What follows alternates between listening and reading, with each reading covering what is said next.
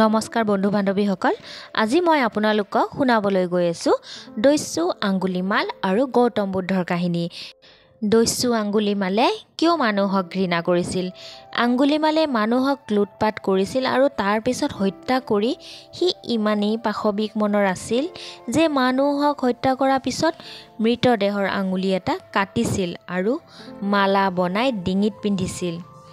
কিন্তু গৌতম বুদ্ধই এনেকুৱা কি কথা আঙ্গুলিমালক ক'লে যে তেওঁ পিছত অহিংসুক হ'ল? আহক তেনেহ'লে সকলোৱে মিলি এই কাহিনীটো শুনো। বহু বছৰৰ আগতে ভাৰতবৰ্ষৰ মগধ নামেৰে এখন ৰাজ্য আছিল। মগধৰ অৰণ্যৰ ভিতৰত এটা দস্যুৱে বাস কৰিছিল। সি খুব হিংসুক স্বভাৱৰ আছিল। মানুহক সি ঘৃণা কৰিছিল। তাৰ সন্ত্ৰাসত শিশু, বৃদ্ধ, ডেকা গাভৰু কোনো সাৰি যোৱা নাছিল। সি মানুহক লুটপাট কৰিছিল আৰু তাৰ পিছত হত্যা কৰিছিল। সি ইমানেই পাশবিক মনৰ আছিল যে মানুহক হত্যা কৰাৰ পিছত সি মৃতদেহৰ আঙুলি এটা কাটিছিল আৰু মালা বনাই ডিঙিত পিন্ধিছিল। তাৰ ডিঙিত ৯৯টা আঙুলিৰ মালা আছিল। আঙুলিৰ মালা পিন্ধাৰ কাৰণেই দস্যুটোৰ নাম আছিল আঙ্গুলিমাল।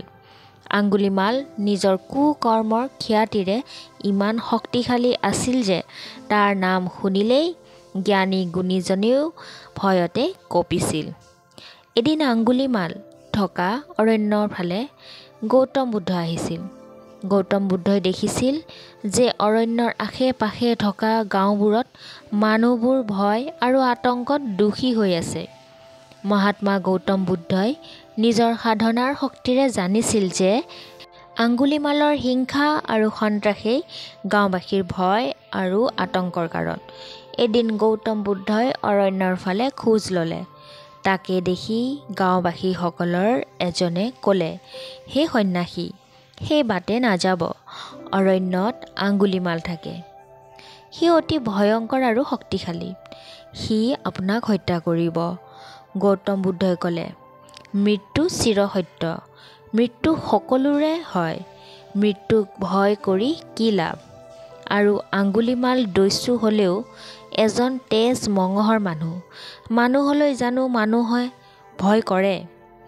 এই বুলি উত্তৰ দি ভগৱান গৌতম বুদ্ধই অৰণ্যৰ ফালে আগবাঢ়ি গ'ল। এসময়ত তেওঁ অৰণ্যৰ ভিতৰত সোমাই পৰিল।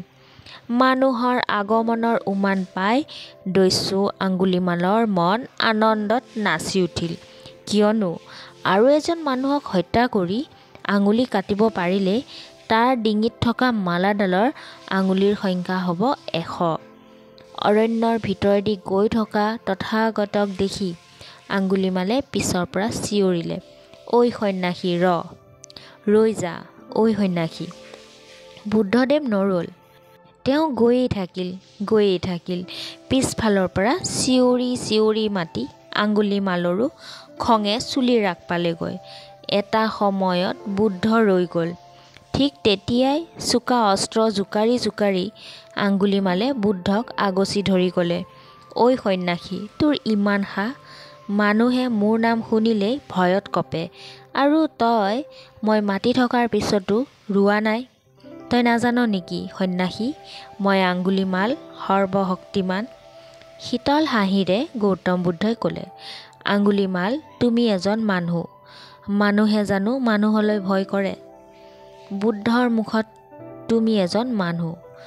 এই বাক্যটো শুনি আঙ্গুলিমাল আচৰিত হৈ গ'ল। ইমান দিনে সি মানুহৰ মুখত শুনি আহিছিল সি দস্যু আঙ্গুলিমাল। বুদ্ধই আকৌ ক'লে, তুমি যে নিজক সৰ্বশক্তিমান বুলি কৈছা, তাৰ প্ৰমাণ দিব পাৰিবা? আঙ্গুলিমালে ক'লে, পাৰিম। কি প্ৰমাণ চাব বিচাৰিছ সন্ন্যাসী, ক? বুদ্ধই হাবিৰ এজোপা গছলৈ দেখুৱাই ক'লে, যোৱা আঙ্গুলিমাল, সৌ গছজোপাৰ পৰা তুমি 10 শিলাপাত ছিঙি লৈ আহা। আঙ্গুলিমালে সাউতকৈ গৈ চকুৰ পলকতে 10 শিলাপাত ছিঙি আনি গৌতম বুদ্ধৰ আগত দাঙি ধৰিলে। গৌতম বুদ্ধই আকৌ ক'লে, যোৱা আঙ্গুলিমাল, এই ছিঙা পাতখিনি এতিয়া তুমি য'ৰ পৰা ছিঙিছিলা তাত পুনৰ জোৰাই দিয়া। বুদ্ধৰ কথা শুনি আঙ্গুলিমালে ক'লে, ছিঙা পাত জোৰা লাগে নেকি? ই অসম্ভৱ।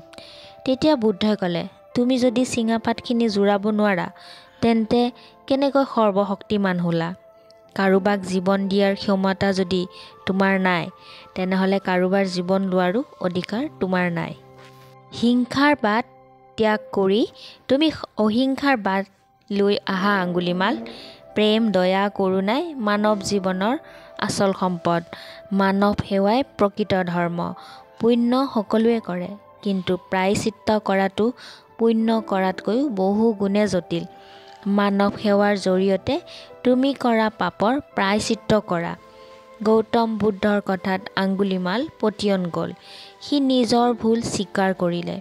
মানৱ সেৱা কৰাৰ মানসেৰে আঙ্গুলিমাল বুদ্ধৰ শৰণাগত হ'ল।